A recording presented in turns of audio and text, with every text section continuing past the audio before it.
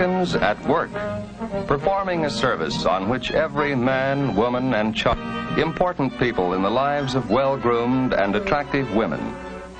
For appearance sake, these workers are a necessary part of our lives. For more than 6,000 years, the art of cutting hair has been practiced as a craft. In ancient Egypt, barbers trimmed the square-cut beards of the pharaohs. Today, they care for the square cuts on top of the head. The modern mirrored barbershop of today is quite different from the tonsorial parlor of 50 years ago. But the barber's work remains the same. A never-changing part of his job is reassuring youngsters who, while they may not object violently, are still a bit hesitant about a haircut.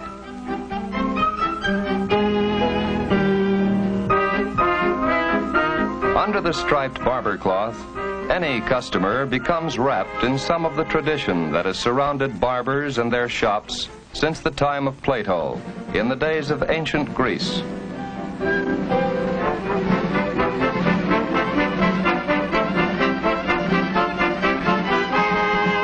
The first barbering clubs were formed where men would meet to discuss the topics of the day while having their hair trimmed and beards curled.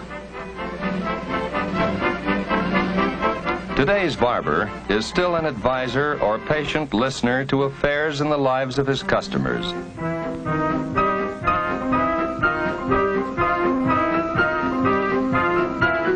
To women, a beauty salon is more than a feminine barber shop.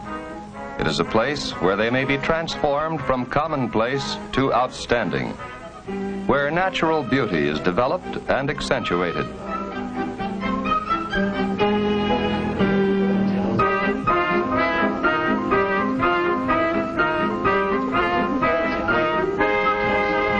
Often, a woman's attractiveness begins in the hands of a hairstylist, an artist who can instantly create an individualistic coiffure and communicate the exact details to an assistant.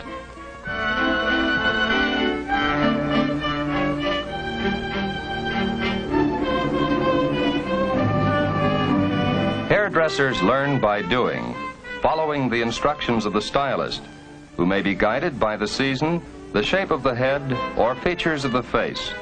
An entirely different treatment may be dictated to satisfy the mood of his customer. From courts of royalty, the beautician has become an important part of everyday American life.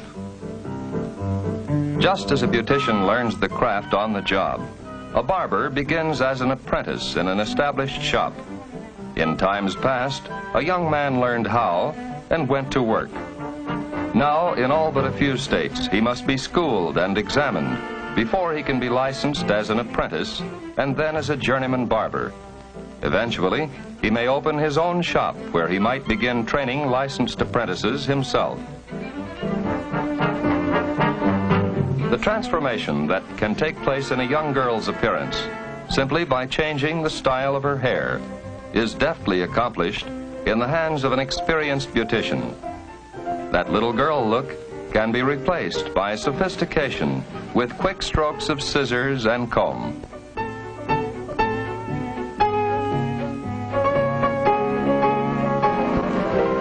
Mother and daughter visits to the beauty shop are becoming as regular as the traditional partnership of father and son at the barber shop. This is an exclusive men's world where women do not go, even though the first women's haircuts were performed there before beauty shops were opened.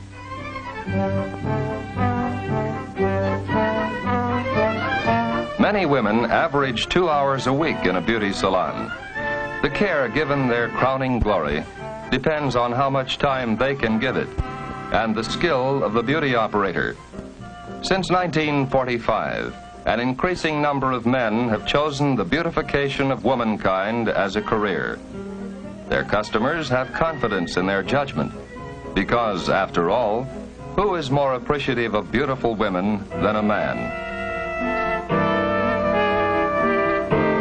The way to beauty may not be the most attractive, but the admiring glances that result are worth it.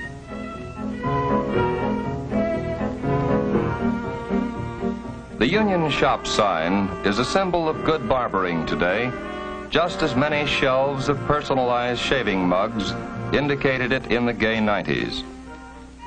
With the passing of the shaving mug and mustache wax went another of barbering's most prized accomplishments, the harmony of the barbershop quartet. A barbershop is a combination of many things, old and new.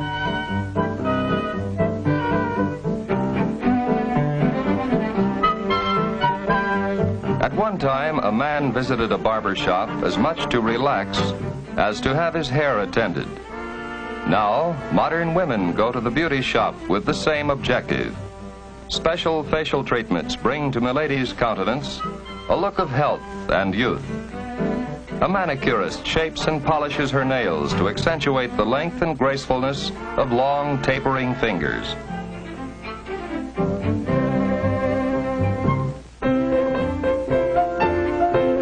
Knowledge of skin care and facial structure is something a beautician learns as an apprentice. Her fingers are the tools with which she always works.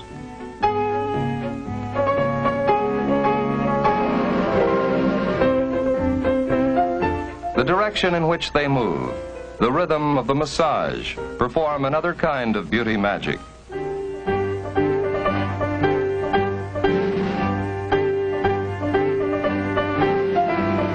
A woman's hands are as important to her as her face, hair, and clothing, if she is to feel well dressed and at ease.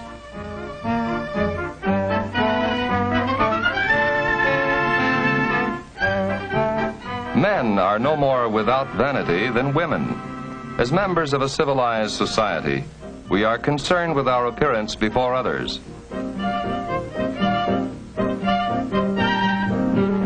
In earliest civilizations, the barber has been an integral part. While we are not too sensitive to changing fashion and style, it was not always so. Men once wore wigs and elaborate haircuts that required more hours to prepare than many women spend before their mirrors today. The convenient shortcuts men now wear require less time. But father and barber begin early to train a youngster's hair to the shape it will take as he grows.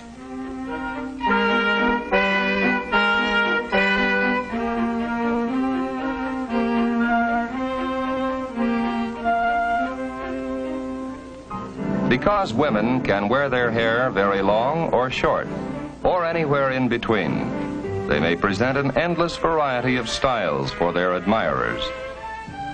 Of course, once long hair has been cut short, only time can change it back. But in the meantime, a clever stylist can change its shape to emphasize features, to change the entire appearance of a customer. Cutting hair to fit a specific personality is what makes the difference between a hair cutter and an artist.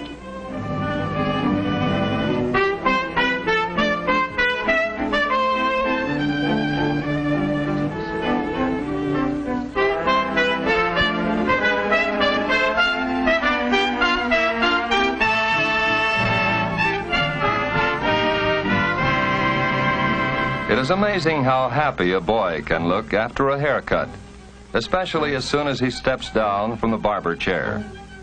To most of us, when we are young, haircuts seem pretty useless, since the hair will always just grow back again. For some of us, anyway. But when you're on your way to meet your best girl, it's worth all the trouble.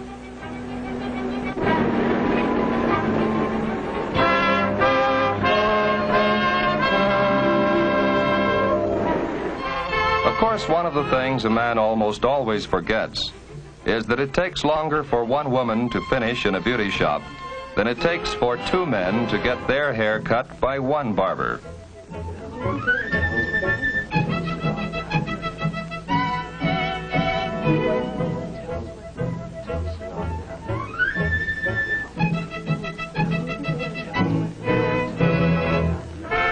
Waiting for a woman to leave a beauty salon has probably contributed as much humor and frustration to civilization as any other single human endeavor. But there really is a reason for the waiting.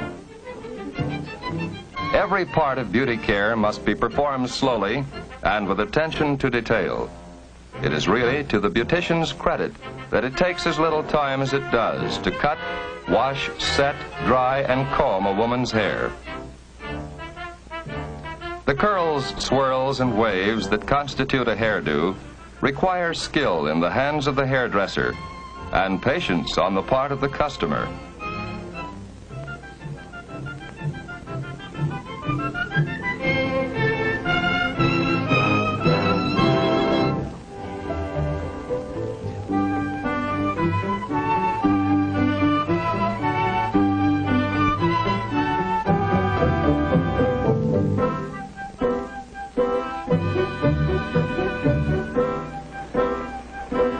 When the girls finally appear before their men, all the time spent is forgotten.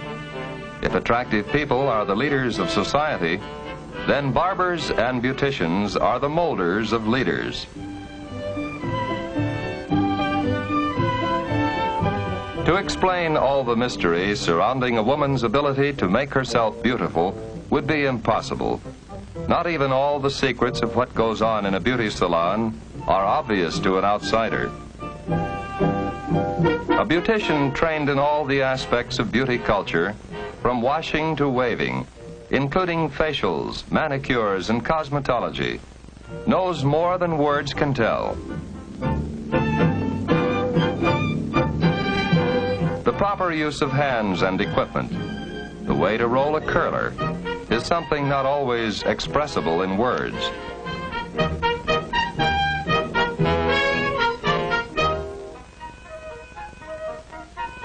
It is enough that we are able to enjoy the work of the beauty salons wherever we turn.